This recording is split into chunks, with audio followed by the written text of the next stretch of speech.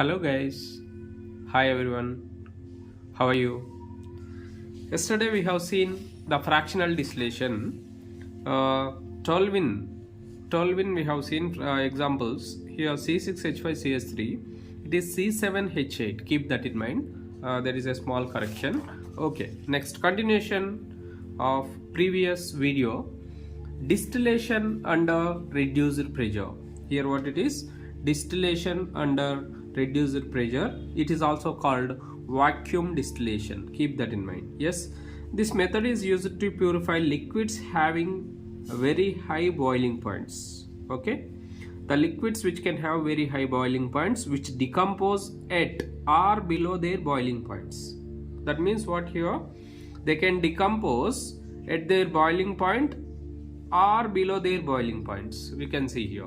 For those compounds, the best method of distillation is vacuum distillation or distillation under reduced pressure.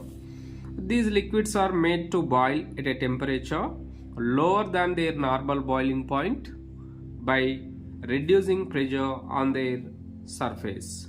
You can see here reducing pressure on their surface with the help of vacuum pump. Okay, yes, here the liquids can evaporate, right? By boiling, evaporate. That means vapor will be formed on the surface of liquid. That vapor will be reduced by using vacuum pump. Keep that in mind. Okay, yes, that vapor, due to reducing vapor here, then the vapor pressure will be decreases. That's why it is called as under reduced pressure, we can say. Yeah, examples for this vacuum distillation is glycerin. Glycerin and glycerol both are same here. What is the formula of glycerin or glycerol? You can see here CH2OH, CHOH, CH2OH. This is the formula of glycerin or glycerol. CH2OH, CHOH, CH2OH. 3 carbons will be there. You can see that total how many carbons we can say here. 8 carbons are there, 3 oxygens. Okay, you can write the formula C3H8O3. This is the formula of glycerin or glycerol, we can say here. Right, examples what here? Glycerin, hydrogen peroxide, formaldehyde, HCHO. Glycerol can be separated from spent lye. See, this is called spent lye. You can keep that in mind. In a soap industry by using vacuum distillation. Spent lye means what here? The liquor of glycerol. Okay, the liquor of glycerol you can see is called spent lye. It is used in soap industry. Keep that in mind. Okay, in soap industry, glycerol can be separated from spent lye in soap industry by using vacuum distillation. By using vacuum distillation, keep that in mind. Okay, yes. And next one you can see here. Right, now continuation of this. Sugarcane juice. Sugarcane juice is concentrated in sugar industry by evaporation under reduced pressure, which saves a lot of fuel. Okay, keep that in mind. Sugarcane juice can be concentrated in sugar industry by evaporation under reduced pressure, or we can say vacuum distillation, which saves a lot of fuel. Next here type of distillation is steam distillation. What is actually steam distillation? See here. This method is used for separation and purification of organic compounds. That is what? Solids or liquids. Okay? Yeah. What type of substances those are which are steam volatile? First one. The type of compound, solids or liquids, those are steam volatile.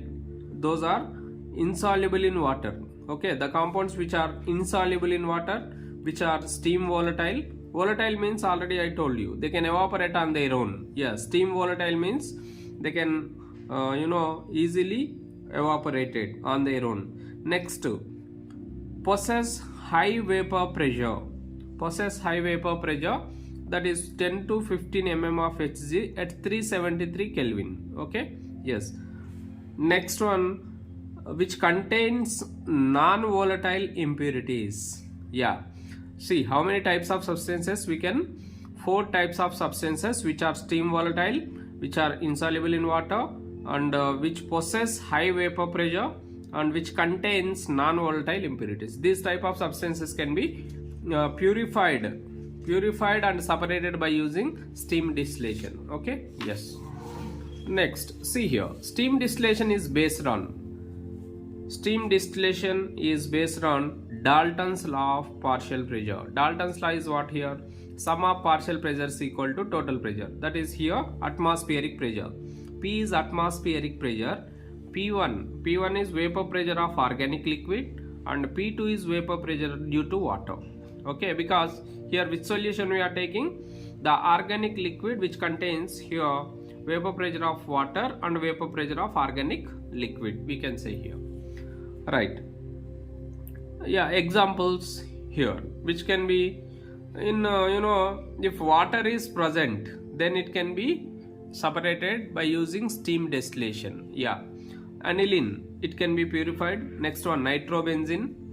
Formula you can see here, C6H5NH2, nitrobenzene, C6H5NO2, bromobenzene, that means you can see C6H5HBr.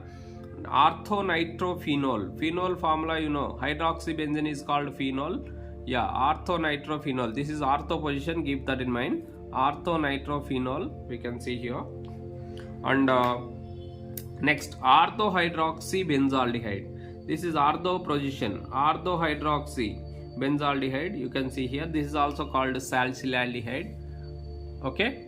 Next one, orthohydroxyacetophenone. This is ortho position.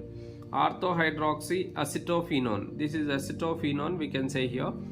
Next one, what it is? Turpentine oil and essential oils. Okay, these are all can be purified and separated by using steam distillation. Steam is nothing but what here? Water vapor pressure due to water, that is called here steam, you can say. Keep that in mind.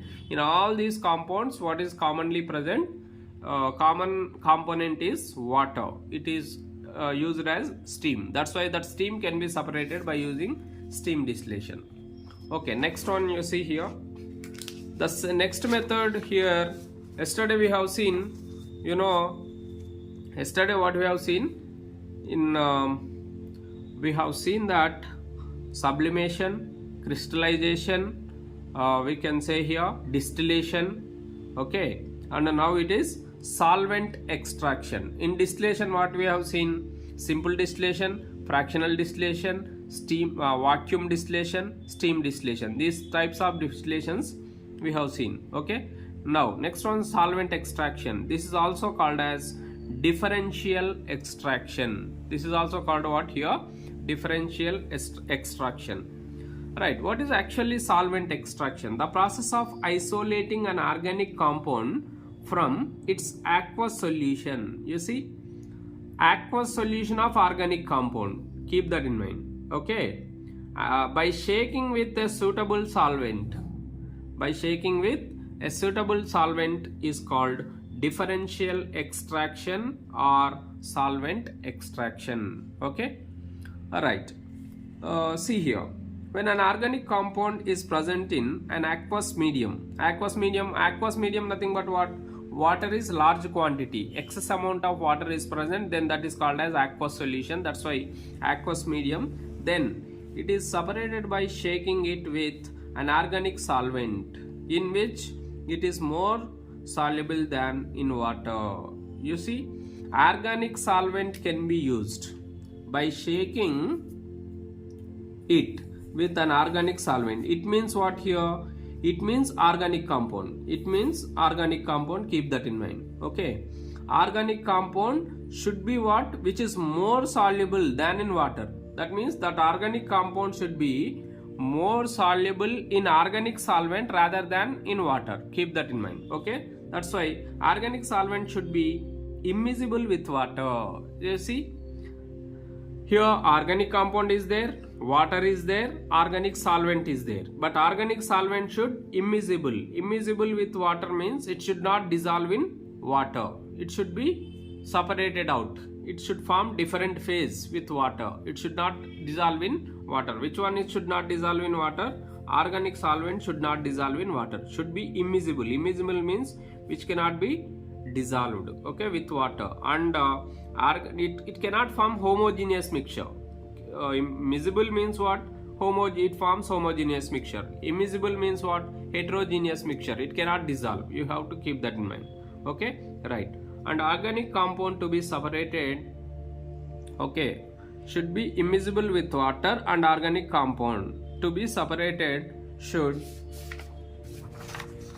be highly soluble in it. Should be highly soluble in it. Yes. That means we can see here organic solvent should be immiscible with water, and organic compound to be separated should be highly soluble in it. That means, organic solvent should be, highly soluble in organic compound should highly soluble in organic solvent. That's why, that means organic solvent is immiscible with water, but it should be miscible and it should highly soluble in organic compound. That's why here you have to keep in mind. Okay, that is the case. You have to keep in mind. Organic solvent and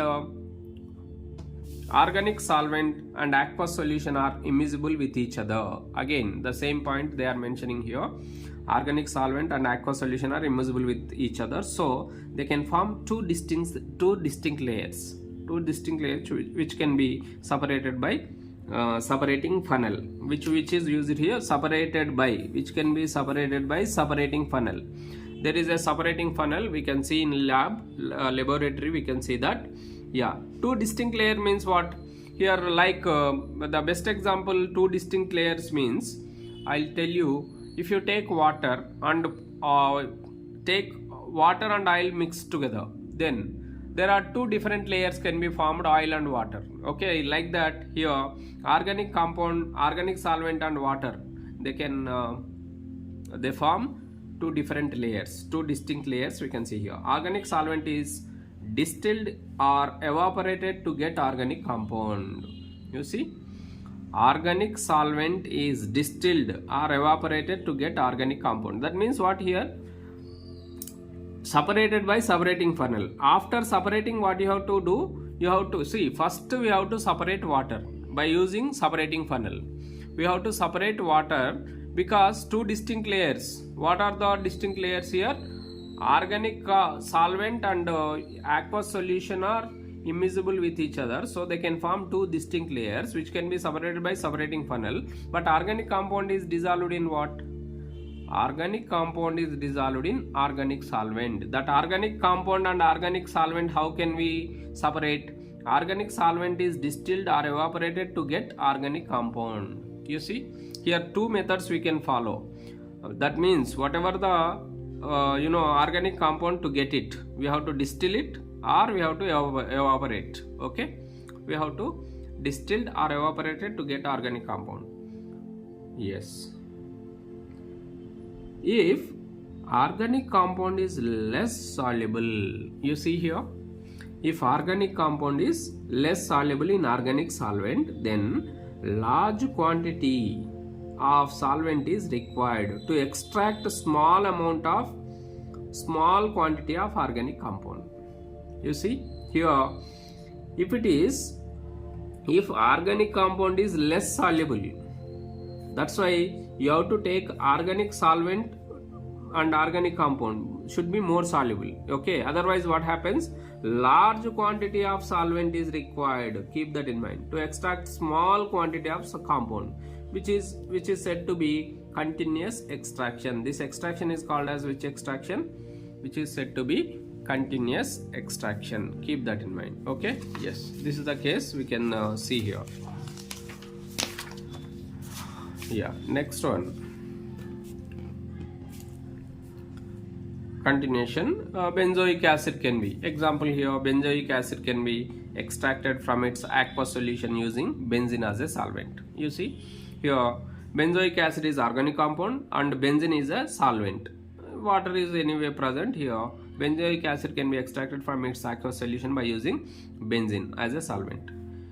Ether is a better solvent. Ether is a better solvent in differential extraction. Okay, differential extraction or solvent extraction due to its less polarity. See, first one, it's less polarity, least reactivity, less boiling point. You see here, ether is a better solvent. It's a it's less polarity, least reactivity, less boiling point, higher solubility of organic compounds. Okay, most of the organic compounds can be dissolved in ether easily. That's why ether is the better solvent, better organic solvent. Ether is the better organic solvent. Keep that in mind. Due to these four properties, keep that in mind. Okay, they may ask in exam. It is ether is a better solvent in differential extraction due to its less polarity, least reactivity, less boiling point, higher solubility of organic compounds. Okay, alright, next one, you see, next technique, the fifth technique is here chromatography. Okay, in purification and characterization of organic compounds, the fifth technique here in purification especially, chromatography is the one of the method. This is the fifth method, you can see here. This method is used for separation of mixtures into their components. Okay, this method is used for separation of mixtures into their components. We can separate by using this. You can say here, purification of compounds, and also to test the purity of compounds. Yeah, it can be used for both purposes. What are those? Purification of compounds, one case we can say here, and also to test the purity of the compounds. Okay, by using chromatography we can identify what are those. How, see, we can purify, separation of mixture into their components. We can say here purification of compounds, to separation, purification, and also purity, to test the purity of compound. Okay, these methods can be used. Yeah, chromatography is obtained from the Greek word chroma. Okay, it is obtained from which word? Greek word chroma. Chroma means what? Color. Graphy means what? It's writing. Okay, yeah, keep that in mind. Just keep that in mind. Friends, it's very easy to remember. Chroma means color and graphy means writing. Okay, yes, is that clear? I think so. It's very clear for you. Right, let us see here. This method was first used for separation of colored substances found in plants. This is the first used for separation of colored substances found in plants. In plants, colors, to separate the colored substances, the first chromatography technique was used. Okay, yeah, here it consists of two phases. One is stationary phase of large surface area. This stationary phase generally what? Either liquid or solid. It is either liquid or solid, we can say here. And the second phase is what here?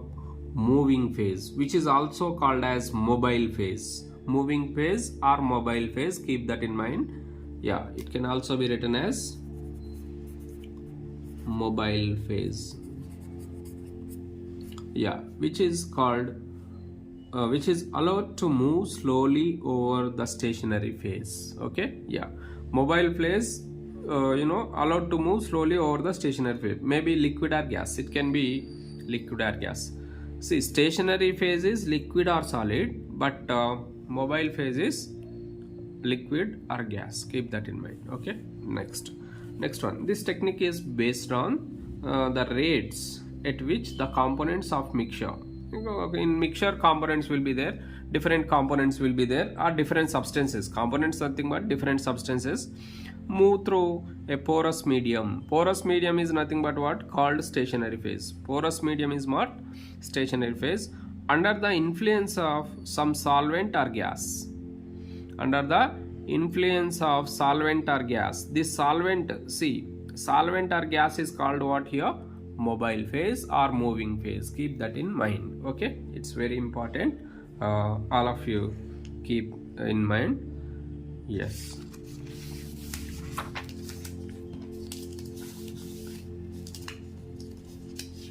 Yes, let us see here. Yeah, mixture of substances. You see, if you take mixture of substances is applied on the stationary phase, where we have to apply here on a stationary phase, is applied on a stationary phase. A pure solvent or a mixture of solvents or a gas is allowed to move slowly over the stationary phase. See, over the stationary phase we have to allow the solvent, it is a pure solvent or mixture of solvents or a gas, is allowed to move slowly over the stationary phase.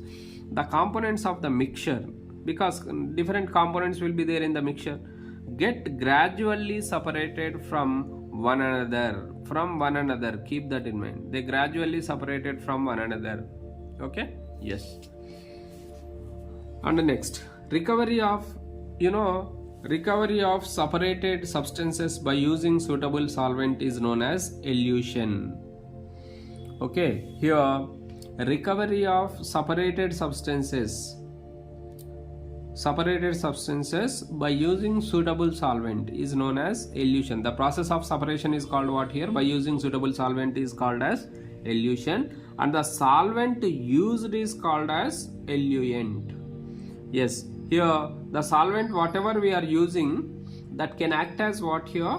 Eluent. We can call it as eluent, and the process is called as elution. The solvent we are using, whatever the solvent we are using, that is called as eluent. Okay, yes. Chromatography is classified into two categories based on the principles involved in it.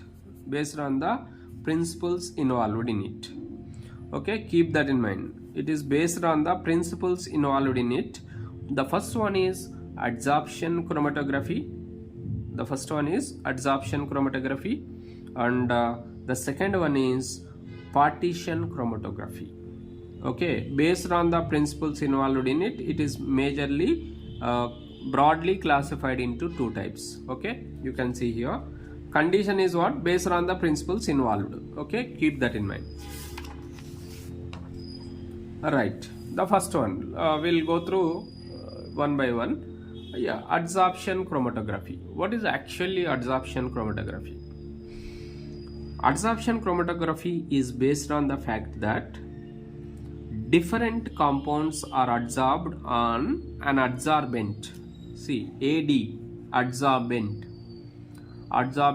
to different degrees. Adsorption means what? It's a surface phenomenon. Absorption, one more is there, absorption, AB, that is bulk phenomenon. Keep that in mind. Adsorbent means it's a surface, only on the surface it will be adsorbed. Yeah, adsorbed on the adsorbent to different degrees. We can see here different compounds are adsorbed on an adsorbent to different degrees.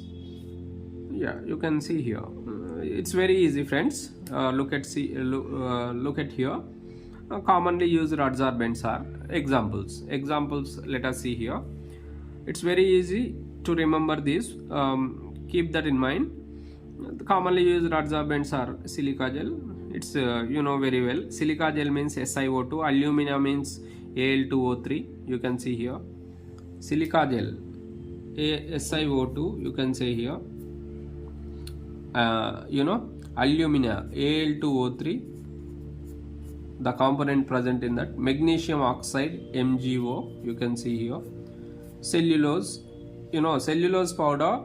It's a cellulose powder means polymer of glucose. It is actually C6H12O6 N times, O5 N times. You can say here it's a glucose N times. N means it's infinite. We can consider cellulose. Activated animal charcoal. Charcoal means what here? Carbon, containing carbon. We can say here. Right. When a mobile phase is allowed to move over stationary phase, you see, mobile phase means what? Mixture of compounds. Mobile phase means what here? Solvent, and is allowed to move over stationary phase. Stationary phase means what? Mixture of components. Stationary phase means mixture of components. Mobile phase means solvents. The components of the mixture move by varying distances over stationary phase. Okay, which one moves? The components of mixture move by varying distances over stationary phase. Keep that in mind. Alright.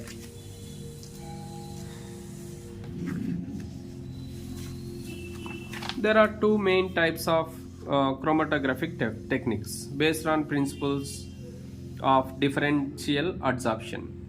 Principle of what here? Based on the principle of differential adsorption. There are two main types of chromatographic techniques.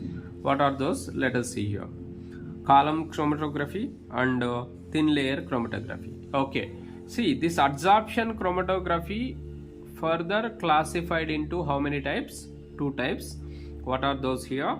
Column chromatography and thin layer chromatography. One is column chromatography, second one is thin layer chromatography.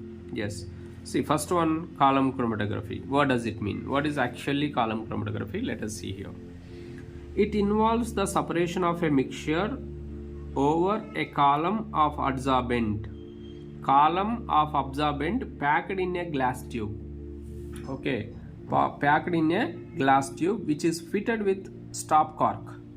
Stopcock, we can say here, as its lower end. Okay, here, which is, column of adsorbent, a mixture of over a column of absorbent packed in a glass tube which is fitted with the stopcock as its lower end, we can say here.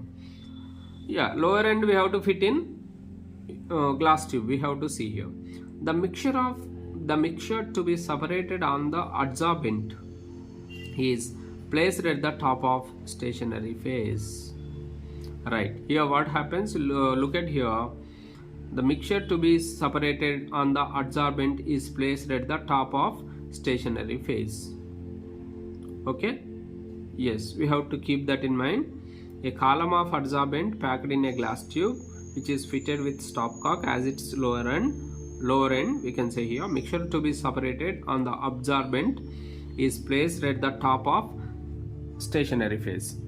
Top of stationary phase, keep that in mind. Okay, alright. An appropriate eluent. Eluent means what I said already, the solvent which is used to separate, we can say here, that is used as mobile phase. An appropriate eluent which is a liquid or a mixture of liquids is allowed to flow down the column slowly. Which is allowed to flow down the column slowly. Slowly it comes down, okay, from the top. The strongly adsorbed substances are retained. The strongly adsorbed substances are retained near the top, and the others come down to various distances in the column. Yes, we have taken here column of adsorbent. What we have taken? Column of adsorbent we have taken, which are strongly adsorbed substances are retained near the top. Okay, near the top they are remain same, but others which cannot be adsorbed that much strongly, they can come down to various distances in the column. Okay, they can come down. Okay, this is the case of adsorption chromatography. Next, the second one is what here? Thin layer chromatography. Yeah, thin layer chromatography. First one column chromatography, second one thin layer chromatography. It involves the separation of substances of a mixture over a thin layer of an adsorbent. Okay, thin layer of an adsorbent coated in a glass plate. Yes, this the glass plate is coated with adsorbent like silica gel, alumina as a thin layer. Already we have seen here. Generally used, coated with adsorbent. Generally used adsorbent, what we have seen? Silica gel, alumina, magnesium oxide, cellulose paper. These are all we have seen already. Silica gel as a thin layer, we can say here. We have to coat it on a glass plate. Which one we have to coat it? Adsorbent we have to coat it on a glass plate, we can say here. Alright.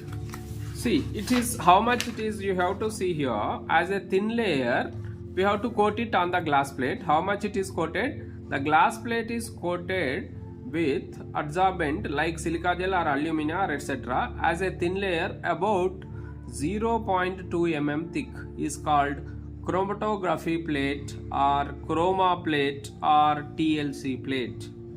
This glass plate is called what here? We are coating. Which one we are coating? We are coating the adsorbent on the glass plate. That glass plate is called TLC plate or chroma plate or chromatography plate. Keep that in mind. Yeah, next one here. The solution of mixture to be separated is applied as a small spot about 2 centimeters. About 2 centimeters above from one end of the TLC plate. Okay, I'll show you here. The solution of a mixture to be separated is, which one we are going to separate? You have to place it. Where we have to place it? 2 centimeters above from the end, one end of the TLC plate. See here. This is one end of the TLC plate. How much distance? 2 centimeters above the base TLC plate. That is here we are talking about. A small spot. Small substance is what? Which substance? This black dot is substance. This substance is spotted on the glass plate or TLC plate 2 centimeters above. Okay, from one end of the TLC plate. The glass plate is placed in a closed jar. Closed jar, glass jar. Closed glass jar. We can see here. Closed jar containing the eluent. Eluent means what? Solvent. Okay, this glass plate is closed, placed in a closed jar, glass jar, which contains eluent. Eluent means we have to take it as solvent. As the eluent rises up, eluent what happens? It rises up through the glass plate. Eluent is taken. We have taken eluent. Eluent is nothing but solvent. Solvent slowly moves up through glass plate. What happens? Rises up. The components of the mixture move up along the eluent. Yes, along with eluent what happens here? Along with solvent when it is going up, these substances are separated. Okay, if two substances are there, two substances, they move slowly up. They move slowly up here like this. They move slowly up. We can see here. That's why here the components of the mixture move up along the eluent, to different distances. Okay, to different distances. One substance is moved to x distance and another substance is moved to y distance. If two components are taken, mixture of two components, if you take here, you have taken a dot here, then one is moved to x centimeters, another component moved to y centimeters, like this, moved to y centimeters in that manner. Yeah, move up along the eluent to different distances depending on the degree of adsorption. You see, it's important. Depending on the degree of adsorption, they can travel some x distance or y distances. You can see here, and separation takes place. Degree of adsorption and separate, because they are adsorbed. That's why they are separated out, because they are adsorbed on the adsorbent plate or TLC plate. They are separated out, we can say here. Okay, therefore they are separated out in this manner. Let us see the relative adsorption of each component. Two components are there here. Here two components are. The relative adsorption of each component of the mixture is expressed in terms of its retardation factor. Yeah, the relative adsorption of each component of the mixture is expressed in terms of its retardation factor. RF factor we call it. Which factor? RF factor. RF is what here? Distance moved by the substance from baseline x. This is baseline. From baseline, distance moved by the substance from baseline, it is x centimeters, and distance moved by the solvent from baseline, y centimeter. You can see here. Already we have shown distance baseline. From baseline, how much distance it is traveled? X centimeters. And another component from baseline, how much centimeters? y centimeters. Therefore, the ratio of these two, it is called as a retardation factor, RF factor, we can say here. The spots of the colored compounds are visible on TLC plate due to their original color. Okay, yes, the spots of colored compounds are visible on TLC plates due to their original color. For example, these two are different colors, original color is appeared. Okay, we can say if they are colorless, what, how to identify? If they are colorless, if those two are separated or colorless, then different technique can be used here. The colorless compounds which exhibit the property of fluorescence are detected with ultraviolet light. If they are colorless compounds, they can exhibit which property? The property of fluorescence. These colorless compounds exhibit fluorescence. If they exhibit property of fluorescence, they are detected with the ultraviolet light. Okay, with the help of ultraviolet light we can detect them. Okay, yes, the spots of compounds are even detected by allowing them to absorb iodine. They will show up a brown spots. Okay, yes, if you take absorb iodine, okay, if you absorb iodine, then brown spots will be shown. Keep that in mind. Yeah. Next, sometimes an appropriate reagent is sprayed on the plate. Okay, see, it's very important. Some appropriate reagent is sprayed on the plate. It's especially in the case of here, very important, they'll ask in exam, keep that in mind. Here, amino acids are detected by spraying the plate with ninhydrin solution. They'll ask this. Amino acids are detected by spraying the plate with ninhydrin solution. Ninhydrin solution, keep that in mind. Okay, yes. All right. Next one, first one we have seen already, adsorption chromatography, and the second one is what here, partition chromatography. Okay, based on the principles involved, what are two types we have seen? Adsorption chromatography, partition. Adsorption chromatography further classified into two types, column chromatography and thin layer chromatography. Okay, we have already seen just now. Thin layer chromatography, RF value, retardation factor value we have to calculate. And the second type is partition chromatography. Which chromatography? Partition chromatography. It is based on the continuous differential partitioning of components. Okay, continuous differential partitioning of components of a mixture between stationary and mobile phases. Okay, yes. Paper chromatography is a type of partition chromatography. Keep that in mind. Paper chromatography is a type of partition chromatography. That means partition paper chromatography is part of what here? It's a type of partition chromatography. You have to keep in mind. Yes, keep that in mind. Next, in paper chromatography, a special quality paper in which chromatography? A special quality paper is used, that is known as chromatography paper, we can say here. In chromatography paper, cellulose helps as inert support, and water absorbed, not absorbed, absorbed, AB, keep that in mind. Water absorbed, it's a bulk phenomenon. Adsorption is a surface phenomenon, absorbed from air onto hydroxyl groups of cellulose, because you know cellulose contains hydroxyl groups. Okay, you can say here this cellulose paper can act as which one? Cellulose paper is called as chromatography paper, and it acts as stationary phase. Cellulose paper can act as stationary phase, that is called as chromatography paper. Keep that in mind. Stationary phase you have to keep in mind. Right. Next, the chromatography paper is paper spotted with the solution of a mixture at the base.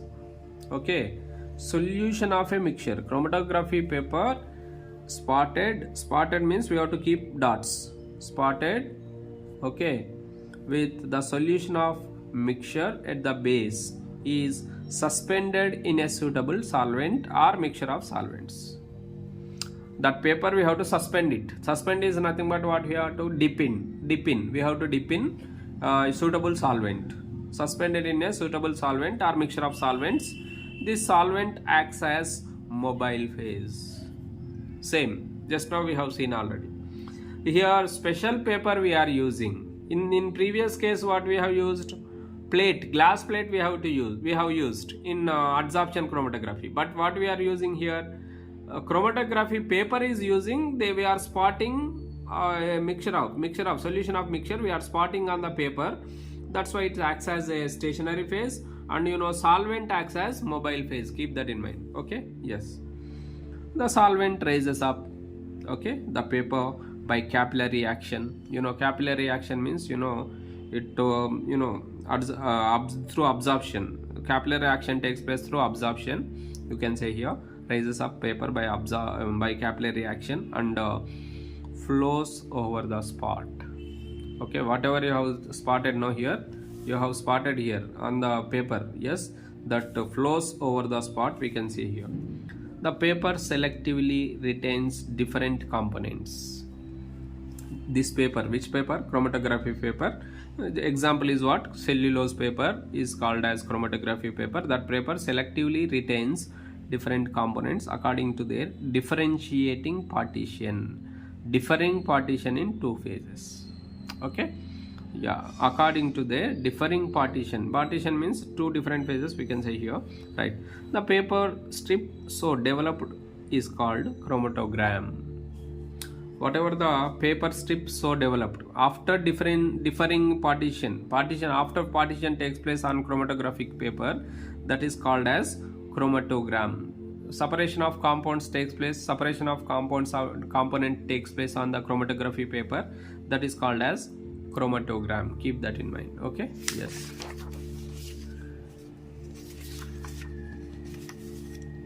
Right. Next, the spots of separated colorless compounds. Yeah, colored compounds easily visible, but colorless compounds are maybe observed either under ultraviolet ray, we can say ultraviolet light, or by the use of appropriate spraying agent. Just now we have seen in case of adsorption chromatography, by using spraying agent. Amino acids, already I told you, ninhydrin solution is used as a spraying agent. Like that here also in partition chromatography also, colorless compounds can be observed either under ultraviolet light or by using appropriate spraying agent. You have to keep in mind, this is also they'll ask in exam. Okay, yeah. What are the applications? Let us see here. Applications of chromatography. When you see here in chemical industry, column chromatography is used for separation of required components obtained after synthesis. Yes, after synthesis mixture of components is obtained. How to separate them? By using column chromatography. In which industry? Chemical industry. TLC is useful for monitoring large scale column chromatography. Yeah, TLC is useful for monitoring large scale column chromatography. You can keep that in mind. This is also important point you have to keep in mind. TLC commands over column chromatography. TLC is better, we can say here. That's why it's useful for monitoring large scale column chromatography. All these techniques looks similar, you have to keep in mind. Okay, but different materials we are using here. Next, second case, second application is pharmaceutical. In pharmaceutical industry, which industry? In pharmaceutical industry, it is used for the separation of chromatography is used for the separation of chiral compounds. Chiral means what here? Optically active, optically inactive. Chiral carbon means 4 different groups are attached, then that compound is called as chiral compound, which rotates plane polarized light. Okay, that is called as chiral compound. To obtain pharmaceutically active